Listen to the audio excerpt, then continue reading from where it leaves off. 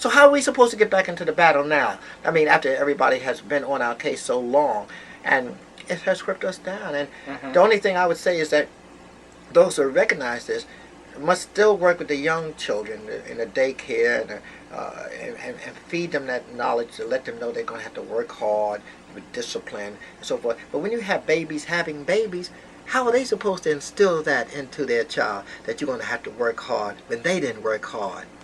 I mean, I had a friend named Dr. Melvin Douglas who wrote a book on Montague Cobb.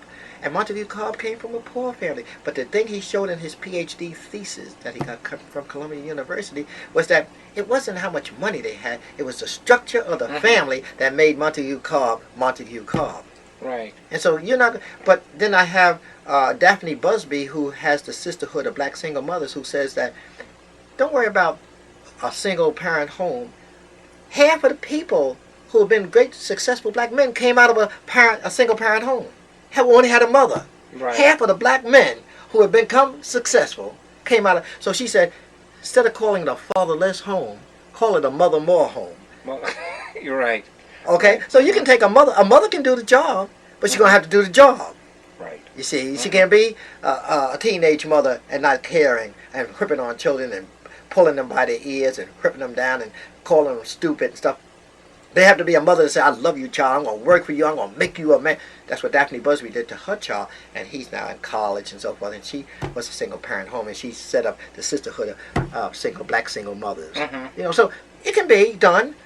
It's just that, but you can't have a child come out of a home that's totally nothing there. Right. So grandparents have to pick it up. Some of the relatives might have to pick it up. Like when my mother came along from Virginia, she sent back down south and brought up others. When I lived in the house, I had 4 or 5 different cousins living with me. You know, because that was the way. The extended family. And then we aren't welfare. We weren't getting no money from welfare to feed them. We just got out there. And like the Puerto Ricans are doing right now, the Puerto Ricans will send for their Puerto Rican brothers and sisters, and they all live maybe in one room, and people laugh. Say, oh, they living all in one room. So what? As long as they love one another, as long as they can eat, as long as they can go to school and learn. Because those same Puerto Rican people are opening stores where they have all their family working in that one store. That's right. And they don't have to pay them as much, nor do they have any stealing going on. Which half of your profits can go out from somebody stealing from you. And that was another thing I was noticing as far as we had the extended family. Sure. And now that we don't seem to have the extended family anymore, we also don't seem to know who our relatives and cousins and things are. But Now it's a complete I think some break. of that is coming back from the standpoint I see more family reunions happening now. You know, you hear more. I have more patients coming out of the office saying, I'm going down so-and-so for family reunion this year. 300 people showed up at my family reunion down in Hampton, Virginia. We took up the whole Holiday Inn from folks from the Whitehead family and the different families that showed up there, you know, and it was magnificent to see all the children. But not only my family, I'm talking about average poor people are having family reunions, and I think that might help also, you know. Yeah, to help bring it back into focus. Let me ask you one last question. You have a fund of sorts that you do for sickle cell that's not aimed at research but for helping the patients. Give us a little bit on that. Now we'll get out of your way. That's all right. Well, several years ago, almost 20 years ago, sickle cell anemia became the word on everybody's mouth and so forth. But as I went to home and I saw sickle cell patients, one thing that impressed me about sickle cell patients, they never were the recipients of the money that people raised. People had some organizations, they paid secretaries, they paid for literature, and they paid for this and that. But they didn't give anything to the sickle cell victims. So I started an organization. So what I would do, I would go out and talk about sickle cell anemia, and people would give me money.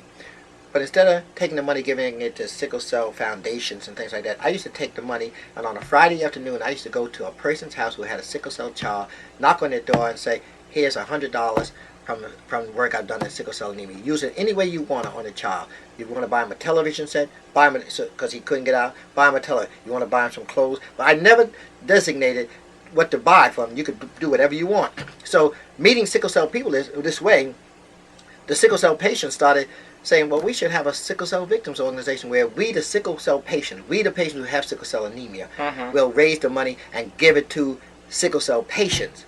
And so that was the birth of the Sickle Cell Victims Organization. And what we did out of that is each time we'd raise money, There were different organizations like the Mays Designers Club who gives a thing every year and gives us $1,000 because we participate in the thing. We take that money, break it up, and anybody that needs $100 without any red tape, don't even ask what you're going to do with it. All you have to do is say all you have to do is show you have a sickle cell child.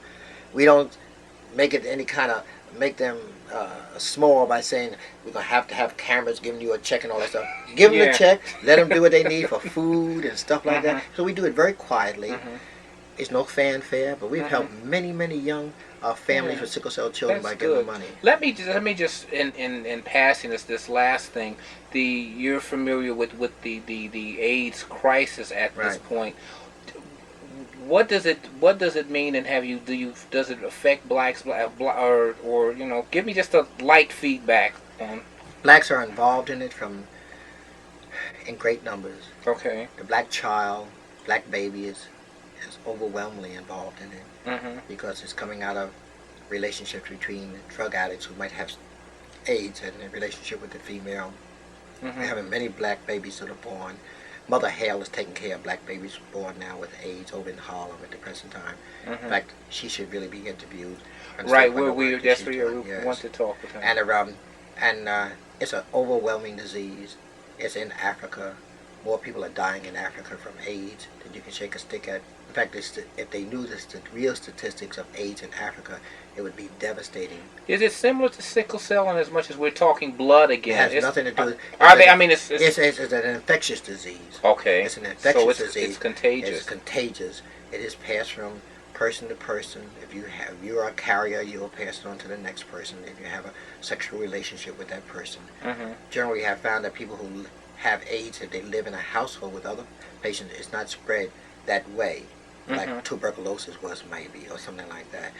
It needs more than just a slight association. It needs contamination of body fluids or blood to be contract the disease. But the thing is that it's a devastating disease right now. We're not getting any kind of real education in the black area because I have too many young people coming into me still with gonorrhea, and I tell them, don't you realize if you can get gonorrhea, you can get AIDS? You're still not using condoms. You're not using any protection. You think I've been seeing ads for condoms. Do you think that's a good idea? I think it's an excellent idea. That's the only thing we know right now that can control at least the transmission of it. And even they are not 100% because 20 to 30% of condoms fail even in preventing pregnancy. Because they're not perfect. Okay. So you can even get the germ even through that if the thing is imperfect. So basically, we're dealing with a whole new disease entity, and just as well as TB took us away in many numbers, AIDS are going to take us away in many numbers until we find a cure for it. But the thing I will say and leave with the public today, it can be prevented by practicing good hygiene, sexual hygiene. And I think, do you feel that with the return, the strengthening of the family, that people can find more comfort at home and not with all the sex and things outside? I mean, it seems like sex has become a diversion because there's nothing else to do, as opposed to the family unit where families did things together.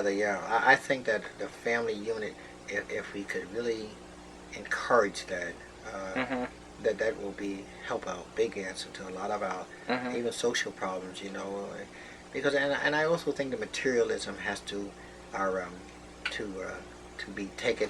In fact, in the end of the book here, in the introduction, Dr. Melvin Douglas just writes this, which I'll close.